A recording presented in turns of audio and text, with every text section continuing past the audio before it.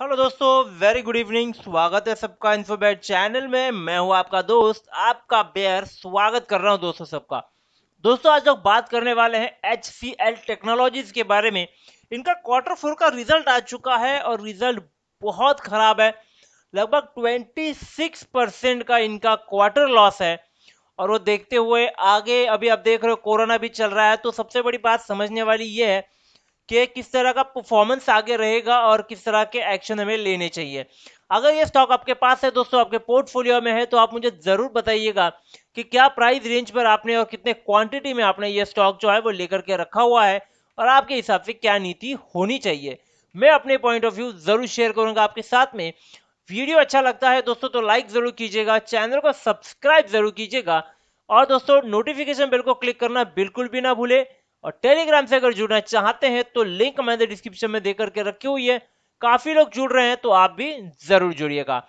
अब बात को आगे बढ़ाते हैं, देखते हैं HCL टेक्नोलॉजीज में क्या कर सकते हैं। और दोस्तों, अभी तक अगर आपने अपना डीमैट अकाउंट ओपन नहीं कराया हुआ है या फिर सिंगल डीमैट अकाउंट के साथ अगर आप ट्रेडिंग कर रहे हो, तो दोस्तों आपके पास 2 डीमैट अकाउंट होना बहुत ज्यादा जरूरी है। क्यों, ये मैं बिल्कुल आपको एक वीडियो के जरिए बताऊंगा। लेकिन दोस्तों, अगर आप कोई दूसरा ब्रोकर ढूंढ रहे हो तो जीरोधा आपके लिए बहुत ही बढ़िया ब्रोकर रहेगा। क्यों, मैं आपको बताता हूं दोस्तों। देखिएगा, यहां पर मैंने एक चीज नोटिस की है जीरोधा के अंदर के इसका प्लेटफॉर्म बहुत ही अच्छा है। साथ ही साथ में इसका सपोर्ट मेरे साथ एटलीस्ट बहुत अच्छा परफॉर्म करता है। दूसरी बात, ये इंडिया का सबसे बड़ा ब्रोकिंग फर्म है। 4 मिलियन जीरोधा के क्लाइंट्स हो चुके हैं दोस्तों और 15% जो भी रिटेल ऑर्डर वॉल्यूम जाता है वो जीरोधा के थ्रू जा रहा है। इकोनॉमिक टाइम्स में स्टार्टअप ऑफ द ईयर का अवार्ड मिला हुआ है। साथ में NSE MCX best retail brokerage का अवार्ड इनको दिया हुआ है दोस्तों। और साथ ही साथ अगर प्राइसिंग की बात करूंगा, देखिए बहुत इंपॉर्टेंट है, इक्विटी डिलीवरी फ्री है बिल्कुल। इंट्राडे और FNO ट्रेड के लिए आपको मिनिमम 20 फ्लैट जो है या फिर 0.03 जो भी कम रहेगा वो आपसे चार्ज किया जाएगा। और म्यूचुअल फंड का इन्वेस्टमेंट बिल्कुल फ्री है, इसमें ना ही कमीशन लिया जाएगा और ना ही DP चार्जेस लिए जा रहे हैं दोस्तों। जीरो इन्वेस्टमेंट के साथ आप अकाउंट ओपन कर सकते हो। अकाउंट ओपन करने के लिए आपको जाना है डिस्क्रिप्शन में दिए गए लिंक पर, क्लिक करना है, ऑनलाइन अकाउंट क्रिएट करना है। 1 घंटे के अंदर आपका अकाउंट ओपन हो जाता है दोस्तों और आप ट्रेडिंग करना शुरू कर सकते हो।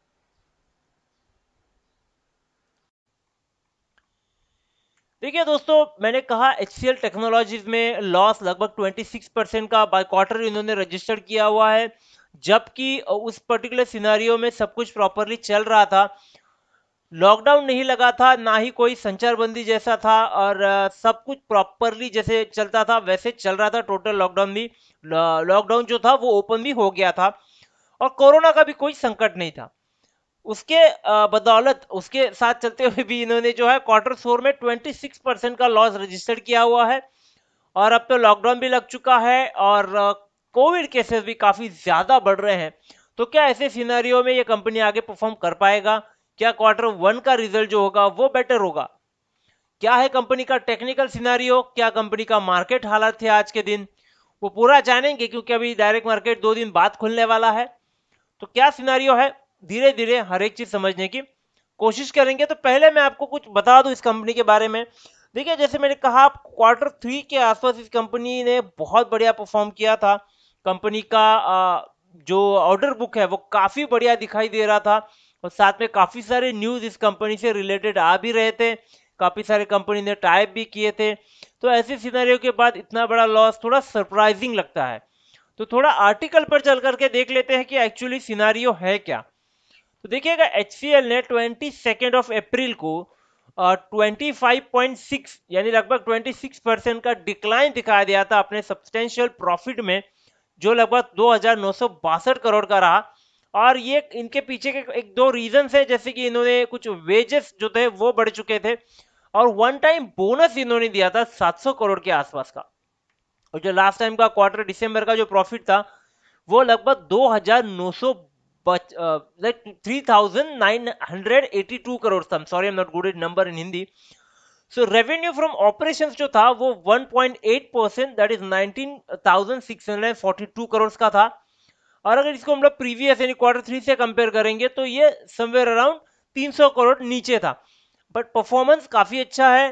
रेवेन्यू भी बढ़ा है, लेकिन उसके चलते जैसे मैंने कहा वेज हाइक हुआ और 700 करोड़ का इनको बोनस दिया गया, क्योंकि कंपनी बहुत नई ऊंचाइयां छू रहा था, तो ऐसे डिसीजंस लिए जाते हैं कंपनी में एम्प्लॉयज को खुश रखने के लिए। थोड़ा और नीचे जाकर के देखेंगे तो FY21 का जो था टोटल रेवेन्यू कंपनी का, वो लगभग 10 बिलियन का था, जो 2.4% से ईयर ऑन ईयर बेसिस पे बढ़ा है। कंपनी ने नया माइलस्टोन जो है वो अचीव किया था, और इनकम ग्रोथ जो था वो लगभग 13.2% ऑन ईयर बेसिस पे देखा गया था, जो कि नेट इनकम देखा गया था। ठीक है, अगर इसको हम लोग आने वाले समय यानी एक साल के प्रेडिक्शन के बारे में सोचेंगे, जो कि उनकी अथॉरिटी है, जिनके सीईओ है, वो प्रेडिक्ट कर रहे हैं कि आने वाले समय में इनका जो ग्रोथ है वो डबल डिजिट का हो सकता है। अभी इसमें दो तीन टर्म्स भी आते हैं। ईबीआईटी इनका एक्सपेक्टेशन है कि 1921 के बीच में रहेगा, और साथ में करेंसी टर्म्स जो है वो अगर कांस्टेंट रहते हैं तो, माफ कीजिएगा, यहाँ पर अगर मैंने जैसे आपको कहा था इनके पास बहुत बड़ी ऑर्डर बुक है। जैसे यहाँ पर देखिए लिखा हुआ इनको डील, इन्होंने जो नया डील बुक किया था, जो सारे डील्स बुक किए थे वो लगभग 3.1 बिलियन यानी 48% ईयर ऑन ईयर बेसिस पे इन्होंने लेके रखे हैं। सारे काम पाइपलाइन में है। तो इसको देख के एक चीज तो समझ में आती है, देखिए दो चीजें हैं। एक तो इनके पास लगभग 3.1 बिलियन डॉलर का काम है, सबसे बड़ी बात, और इसी के बेसिस पे ये बोल रहे हैं कि हम लोग डबल डिजिट का ग्रोथ जो है वो इस साल अचीव कर सकते हैं। और भी काफी सारी छोटी मोटी इंफॉर्मेशन है, ये कुछ ज्यादा इंपॉर्टेंट नहीं रखते हैं यहाँ पर, बट ये दो बातें हैं जिससे एक चीज पता चलती है कि फर्स्ट क्वार्टर में शायद ये अच्छा परफॉर्म कर सकते हैं। काम है इनके पास और वर्क फ्रॉम होम चल रहा है, तो आईटी कंपनीज को ज्यादा कुछ ऐसे नुकसान वाली बात है वो नहीं हो सकती यहाँ पर, या होनी नहीं चाहिए, टू बी वेरी ओपन। और अगर इसी चीज को हम लोग ये जो मार्केट सिनेरियो समझने के लिए एनएससी पर लेकर के आते हैं, तो देखिएगा लगभग 60 लाख स्टॉक्स ट्रेड हुए थे, जिसमें से 17 लाख की डिलीवरी उठाई गई थी। 29% के आसपास की डिलीवरी आती है, टू बी एग्जैक्ट 28.37% की यह डिलीवरी है। अगर फिगर देखें तो हम लोग टिकट साइज लगभग 3 डिजिट है, 950 रुपए का टिकट साइज है, शेयर स्टॉक वैल्यू है। तो ऐसे स्टॉक के चलते 30% के आसपास की डिलीवरी पॉजिटिव ही मानी जाती है। तो हम लोग पकड़ के चल सकते हैं कि स्टॉक में लोग इंटरेस्टेड है, लोग उम्मीद लगा करके बैठे ये स्टॉक यहां से भी बेहतर कर सकता है, क्योंकि स्टॉक फिलहाल डिप कर रहा है। अगर हम लोग स्टॉक को एनालाइज करने चार्ट पर आते हैं दोस्तों, तो कुछ चीजें मैं दिखाना चाहता हूं। चार्ट को बॉटम से शुरू करेंगे हम लोग। प्राइस देखिएगा, प्राइस स्ट्रांग हुआ था लगभग 65 तक, और उसके बाद कंटिन्यूसली गिरा, फिर थोड़ा हल्का सा स्ट्रांग हुआ, और फिर अभी गिरकर जो है वो 41 तक हो गया, यानी प्राइस काफी ज्यादा वीक हो चुका है पिछले कंपैरिजन में। आप कंटिन्यूसली फॉल ही देख सकते हो, 41 तक आ चुका है। स्टॉक डाउन ट्रेंड दिखा रहा है, देखिए यहाँ पर नीचे रेड रेड कैंडल लगा हुआ है। एमएससीडी लाइन जो है वो सिग्नल लाइन को तोड़ करके काफी शार्पली नीचे आया हुआ है, तो यहाँ पे ट्रेंड का पता चलता है कि भाई ये जो है कंप्लीट अभी जो है वो बेरिश ट्रेंड में है। पिछले 3 से 4 दिन का कैंडल अगर आप देखोगे तो पूरा रेडिश चल रहा है, यानी ट्रेंड चेंज नहीं हो पा रहा है स्टॉक का यहाँ पर।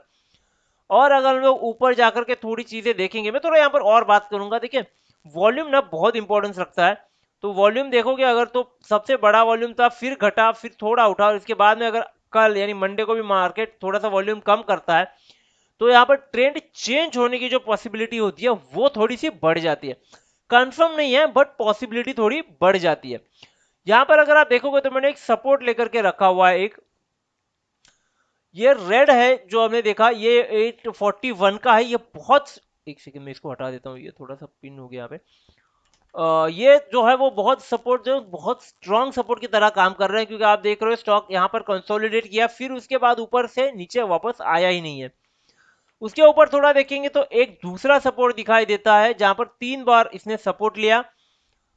ये बहुत इंपॉर्टेंट सपोर्ट, साथ में साथ बहुत ही इंपॉर्टेंट बाइंग लेवल के साथ काम कर सकता है दोस्तों। यहाँ पर एक बहुत इंपॉर्टेंट बाइंग लेवल है, और इसके लिए बहुत ही स्ट्रॉन्ग बाइंग लेवल हो सकता है अगर ये अपॉर्चुनिटी हमें मिलती है तो। ठीक है, ये सेकेंडरी अपॉर्चुनिटी है। अगर इसके ऊपर जाते हो तो हमें एक चीज दिखाई देगा, ये जो चार्ट कैंडल है उसने एक पैटर्न बनाया हुआ है, हेड एंड शोल्डर पैटर्न कहते हैं। ऊपर गया, नीचे आया, फिर पहले से ऊपर गया, फिर नीचे आया, यानी आधा पैटर्न ये बना चुका है, आधे से ज्यादा पैटर्न ये बना चुका है। अगर ये स्टॉक एक मंडे का कैंडल और नीचे थोड़ा सा आ जाता है, इसके लेवल तक आ जाता है, फिर यहां से उठ जाता है, तो ये स्टॉक जो है कम से कम ऊपर चल करके जो है ये स्टॉक अपना जो फर्स्ट लेवल था, यानी जो शोल्डर का लेवल था, ये यहाँ पर आने की कोशिश करेगा, जो कि लगभग 1000 के आसपास है, 1010 के आसपास है। तो यहाँ पर आने की ये कोशिश जरूर करेगा। तो ये बेहतरीन चांस है स्टॉक में एंटर करने का। क्वांटिटी लिमिटेड रखिएगा, स्टॉक को एनालाइज कीजिएगा। मंडे को अगर मार्केट डाउन रहता है तो स्टॉक थोड़ा नीचे और खरीदने का मौका हमें मिल सकता है। और अगर यहां से आप छोटा सा क्वांटिटी बाय कर करके रख लेते हो और ये कंफर्म, अगर ये वापस से ट्यूसडे को ग्रीन कैंडल लगाता है या अपर मूवमेंट दिखाता है, यानी ये हमारा जो चार्ट पैटर्न है ये रेडी होने के लिए तैयार है।